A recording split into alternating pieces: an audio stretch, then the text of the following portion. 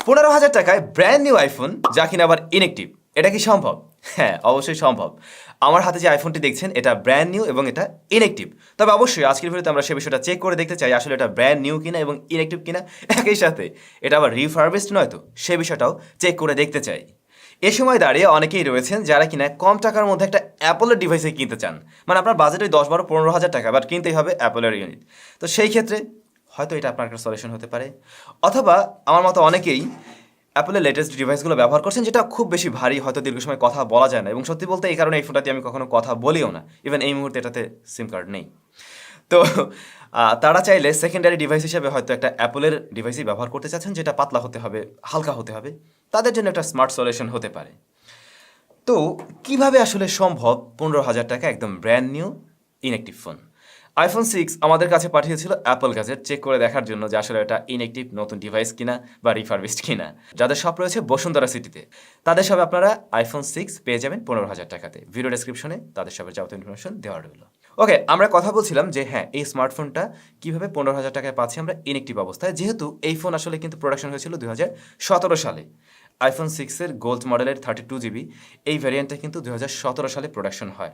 তো এত বছর পরে এসেও কীভাবে এটা আসলে ব্র্যান্ড নিউ হয় আর সেটা ইনএক্টিভই বা হয়, যেটা আসলে হওয়ার কথা না।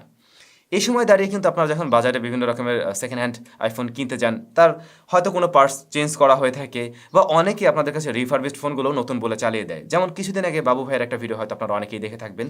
উনি একটা আইফোন 6 কেনেন, ওনাকে নতুন বলেই দেওয়া হয়েছিল, বাট উনি যখন কয়েকদিন ব্যবহার করেন তারপরে সেটাতে বিভিন্ন রকমের সমস্যা, এবং পরে থ্রু টুলস দিয়ে চেক করে দেখেন যে তার অনেক কিছুই চেঞ্জ, মানে ব্যাটারি হেটের চেঞ্জ করা। তো বুঝতেই পারেন যে এটা আসলে ঝামেলা ছিল। তাই আমার মনে হয় পুরাতন মডেলের আইফোন কেনার ক্ষেত্রে সেকেন্ড হ্যান্ড বা রিফারবিশড ইউনিট না নিয়ে এই ধরনের রিপ্লেসমেন্ট ইউনিট নেওয়াটাই বুদ্ধিমানের কাজ। মূলত অ্যাপলের যে এই ধরনের ফোনগুলো, এটা 3টা মডেলে হয়ে থাকে, যেগুলো কিনা একদম রিটেল ইউনিট, সব থেকে গিয়ে কিনে নিয়ে আসি। সেই ফোনগুলোর মডেল নাম্বারটা শুরু হয় এম দিয়ে, যেটা এই যে আমার আইফোন 13 প্রো ম্যাক্সের ক্ষেত্রে এম দিয়ে শুরু হয়েছে। তারপরে এই যে ডিভাইসটা, এটা মূলত রিপ্লেসমেন্ট ইউনিট। রিপ্লেস ইউনিট কি সেটা আমি একটু পরে বুঝিয়ে বলছি। এর মডেলটা শুরু হয় এন দিয়ে, এন। আর যে ফোনগুলো রিফারবিশড সেটা শুরু হয় এফ দিয়ে, ফুটবলের এফ।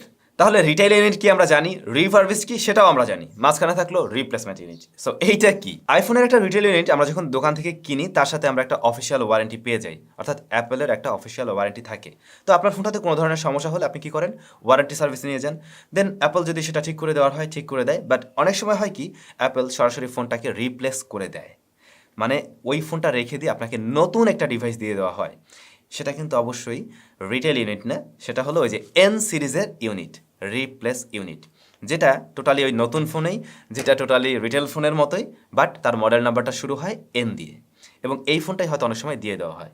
তো এই আইফোন 6 সে তো অনেক আগেই চলে গেছে। এখন এই রিপ্লেস ইউনিট যেগুলো আসলে এখনও পড়ে আছে, সেই জিনিসগুলো বাল্ক আকারে অনেক সময় কোম্পানিগুলো সেল করে দেয়, এবং সেগুলোই হয়তো আমাদের কাছে এখন আসছে। বিষয়টা মনে হয় ক্লিয়ার।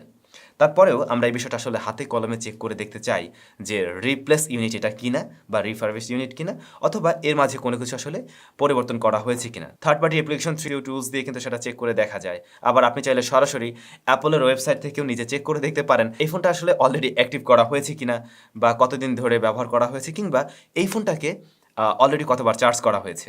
অ্যাপলের ডিভাইস কিনতে গেলে আমরা এখানে অনেক সময় ভয় পাই যে ব্যাটারির অবস্থা কী, হেলথের কী অবস্থা।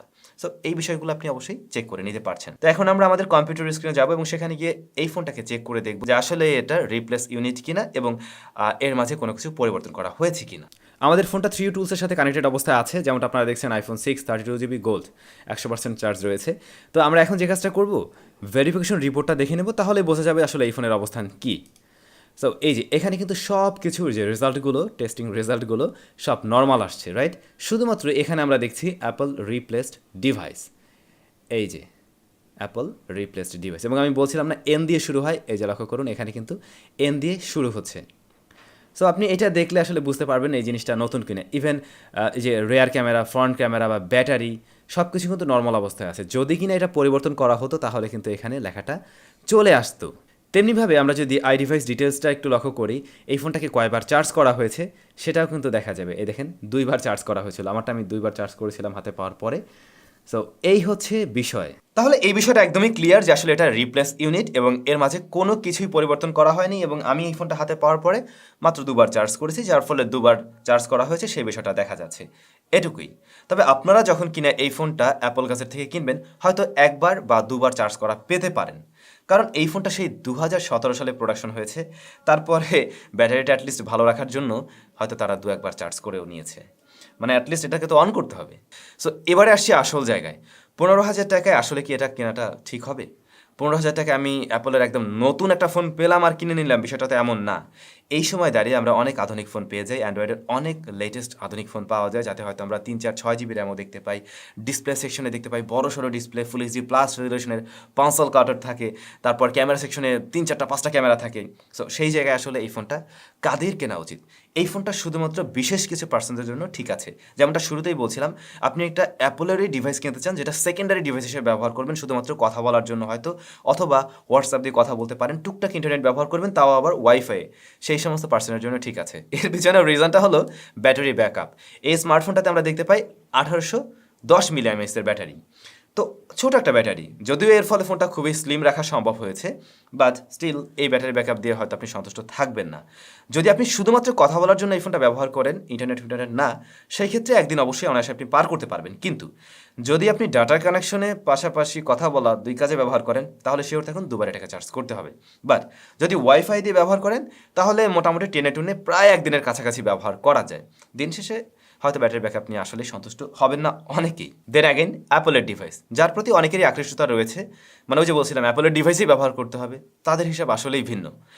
আমরা এখানে কিন্তু র্যাম পাচ্ছি মাত্র 1 জিবি, মাল্টিটাস্কিংয়ে হয়তো এর থেকে অনেক আহামরি পারফরমেন্স পাবেন না। ক্যামেরার সেকশনে 15,000 টাকা বাজেটের অনেক ফোনের সাথে কম্পেয়ার করতে গেলে হয়তো কিছুটা পিছিয়ে থাকতে পারে, বা মেইন ক্যামেরা, রেয়ার ক্যামেরা যেটা, সেটা হয়তো অনেক ফোনের সাথে হেড টু হেড কম্পিটিশন দিবে, বাট ফ্রন্ট ফেসিং ক্যামেরাটা ছবি তোলার জন্য হয়তো ততটা ভালো হবে না, জাস্ট ভিডিও কলে কথা বলার জন্য ওকে। আর প্রসেসর সেকশনে 8 রয়েছে, যা 15,000 টাকার জন্য একটা ডিসেন্ট পারফরমেন্স দিতে পারবে, তবে এটাতে কিন্তু আমরা সফটওয়্যার আপডেটটা পাচ্ছি না।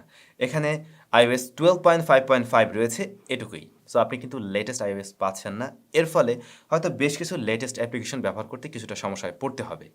বাট রেগুলার যে ধরনের অ্যাপ্লিকেশনগুলো আমরা টুকটাক ব্যবহার করি, বা আমি বলছিলাম এই ফোনটাতে আসলে আপনি যা করতে পারেন, যে সমস্ত কাজে ব্যবহার করবেন, সেটুকু হয়তো করা যাবে। আচ্ছা, আপনাদের উদ্দেশ্যে কয়েকটা বিষয় জানিয়ে রাখছি। অনেকেই হয়তো মনে করবেন iPhone 6 এটা তো সেই 2014 সালে আসার কথা, তাহলে 17 সালে কেন? 17 সালে কিন্তু অ্যাপল লঞ্চ করেছিল এই গোল্ড কালার ভ্যারিয়েন্টটি, গোল্ডেন কালার যেটা দেখছেন এটা, সেই সাথে 32 জিবি। এর আগেটা কিন্তু 32 জিবি ছিল না। তারপরে অ্যাপল কিন্তু এই ধরনের রিপ্লেসমেন্ট ইউনিটের জন্য কোনো চার্জার বা ক্যাবল প্রোভাইড করে না। অ্যাপল গ্যাজেট থেকে এই স্মার্টফোনটা নিলে আপনারা অরিজিনাল চার্জার এবং একটি ক্যাবলও পেয়ে যাবেন সাথেই। এর বাইরেও অ্যাপল গ্যাজেট আইফোনের পুরাতন মডেলগুলোর রিপ্লেস ইউনিট আপনাদেরকে ম্যানেজ করে দিতে পারবে। তো আমার মনে হয় এই ডিভাইস নিয়ে আপনাদের মাঝে যে ধরনের কনফিউশন তৈরি হতে পারতো সেটা এখন ক্লিয়ার। বাট এই ডিভাইসটার দামটা যদি আরেকটু কম হতো, তাহলে কিন্তু অনেকের জন্যই দারুণ হতে পারতো, অথবা এটা যদি 6S হয়ে যেত তাহলেও জোস হতো। বাট 15,000 টাকায় আপনাদের কাছে কেমন লেগেছে সেটা অবশ্যই কমেন্ট করে জানাবেন, আর কে কে নিচ্ছেন সেটাও কমেন্ট করে জানাতে পারেন। সবাই ভালো থাকবেন, সুস্থ থাকবেন, দেখা হচ্ছে নতুন ভিডিওতে।